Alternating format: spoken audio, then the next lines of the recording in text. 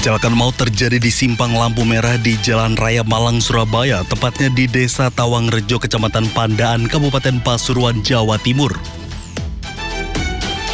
Dalam rekaman CCTV, truk kontainer dari arah Malang, Surabaya tiba-tiba menabrak truk tangki air dan sejumlah sepeda motor yang sedang menunggu lampu hijau.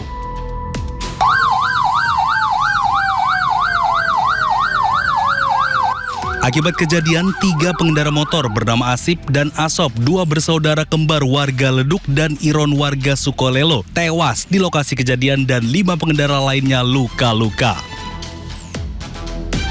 Untuk mendalami penyebab kecelakaan, petugas Satlantas Polres Pasuruan melakukan olah TKP. Namun dugaan sementara truk yang menabrak alami remblong. Kita masih dalami apakah karena kelalaian pengemudi atau karena adanya remblong atau yang lain. Jadi masih dalam pendalaman. Usai kecelakaan terjadi, jalur selatan Malang Surabaya sempat tersendat. Namun setelah bangkai truk dievakuasi, arus lalu lintas kembali normal. Dari Pasuruan, Jawa Timur, Jaka Samudra, iNews melaporkan. Pemirsa, ajang balapan motor Muna Race 2026 yang digelar di Jalan Bypass Kabupaten Muna, Sulawesi Tenggara diwarnai insiden kecelakaan. 2 pembalap terjatuh hingga menabrak sejumlah penonton.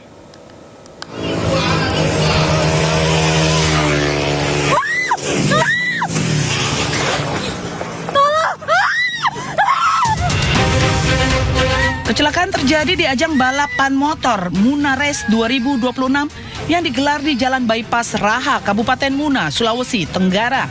2 pembalap terjatuh akibat bersenggolan hingga terseret sejauh puluhan meter dan menabrak sejumlah penonton yang tengah menyaksikan balapan di tepi lintasan. Kuatnya hantaman kendaraan menyebabkan sejumlah penonton terpental hingga beberapa di antaranya tidak sadarkan diri.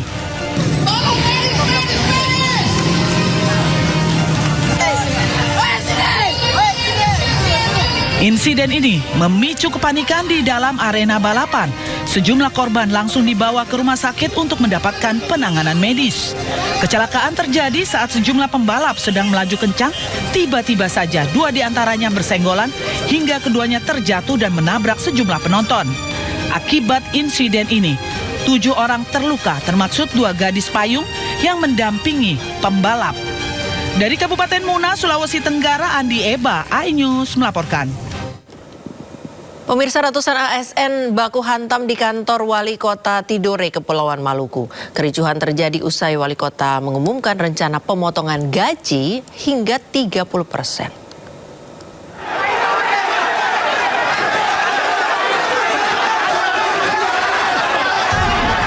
Masih berpakaian seragam dinas, ratusan ASN dan PPPK ini saling baku hantam di halaman kantor Wali Kota Tidore, Kepulauan Maluku pada Senin pagi.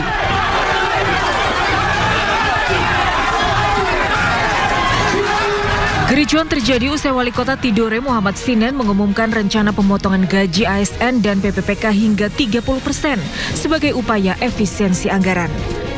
Wali Kota menyatakan APBD sudah tekor 50 miliar hingga harus dilakukan efisiensi. Tak terima dengan rencana itu, sesama ASN dan PPPK emosi dan malah saling baku hantam. Bahkan masa nyaris membakar kantor Wali Kota. Untuk meredam emosi ASN, Wali Kota berjanji tidak akan merumahkan ASN dan PPPK. Dari Tidore, Kepulauan Maluku, Ismail Sangaji, iNews melaporkan. Pemirsa, polisi menetapkan 14 tersangka baru kasus daycare Little Aresya di Yogyakarta. Penetapan 14 tersangka baru ini berdasarkan gelar perkara yang dilakukan oleh polisi.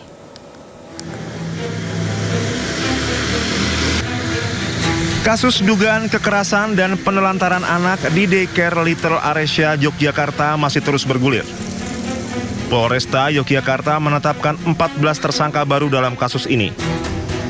Belasan tersangka tersebut antara lain 10 orang pengasuh, 2 orang admin, 1 petugas kerumah tanggaan, dan 1 orang satpam. Kanit Perlindungan Perempuan dan Anak Polresta Yogyakarta, Ibtu Apri Sawitri menjelaskan 10 tersangka baru dalam kasus ini adalah pengasuh anak. 10 tersangka ini dijerat dengan pasal tentang tindakan diskriminatif dan penelantaran anak. Terkait dengan satu satpam kemudian yang satu yang bersih-bersih itu di dalam Undang-Undang Perlindungan Anak itu ada kata-kata yang membiarkan seharusnya kalau orang yang mengetahui adanya suatu tindak pidana diharapkan laporan ke kepolisian. Jangan membiarkan adanya dugaan tindak pidana. Penetapan 14 tersangka baru ini berdasarkan gelar perkara yang dilakukan Kamis 2 Juli 2026 dengan 17 saksi wajib lapor. Dengan tambahan 14 tersangka baru, total ada 27 tersangka dalam kasus ini. 13 orang yang lebih dulu ditetapkan sebagai tersangka sudah selesai pemberkasannya dan tinggal menunggu proses persidangan. Dari Yogyakarta, Gunanto Farhan Anyis melaporkan. Kasus pembakaran santri di Pondok Pesantren Lombok Tengah memasuki tahap penyidikan, pemirsa. 15 saksi dan korban sudah diperiksa dan polisi akan segera menetapkan tersangka. Usai pemeriksaan, polisi akan segera melakukan gelar perkara untuk menentukan tersangka pada kasus ini yang dijadwalkan pada Kamis mendatang. Sebelumnya 3 orang santri dibakar oleh teman satu ponpesnya yang merupakan senior korban di Kabupaten Lombok Tengah dan akhirnya menyebabkan 1 orang meninggal dunia dan 2 orang korban lainnya mengalami luka bakar serius.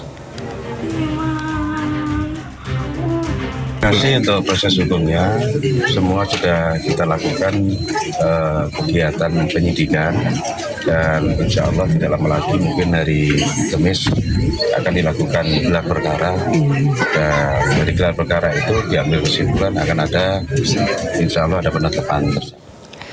Direktorat PPO dan PPA Polda Jawa Barat telah menggelar rekonstruksi dan gelar perkara dalam kasus penganiayaan dan penyekapan yang dilakukan oleh Taufik Hidayat terhadap kekasihnya YTR. 31 saksi telah diperiksa dan Polda Jabar saat ini masih melengkapi berkas perkara untuk dilimpahkan ke kejaksaan.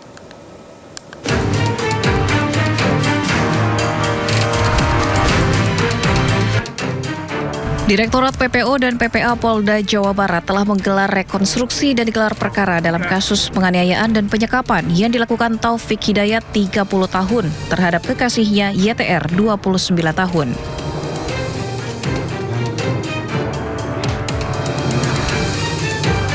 Polisi menjerat Taufik Hidayat dengan 3 pasal berlapis yang total ancaman hukumannya mencapai 36 tahun penjara. Dalam kejadian ini, YTR terbukti menjadi korban kekerasan seksual. Kabid Humas Polda Jabar mengatakan dalam penerapan pasal pihaknya telah mengkonstruksi 3 pasal.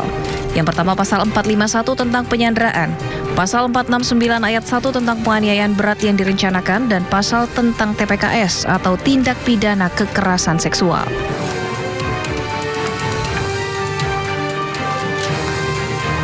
Di sini unsur perencanaannya kita tambahkan sehingga harapan kita untuk memaksimalkan ancaman ini menjadi 12 tahun penjara kita masukkan. Demikian juga kita tambahkan konstruksi hukum baru yang saat ini kita terapkan kepada bersangkutan, yaitu tentang pasal 6 Undang-Undang Nomor 12 Tahun 2002, yaitu tentang TPKS. Ini sudah kita masukkan. Ini berdasarkan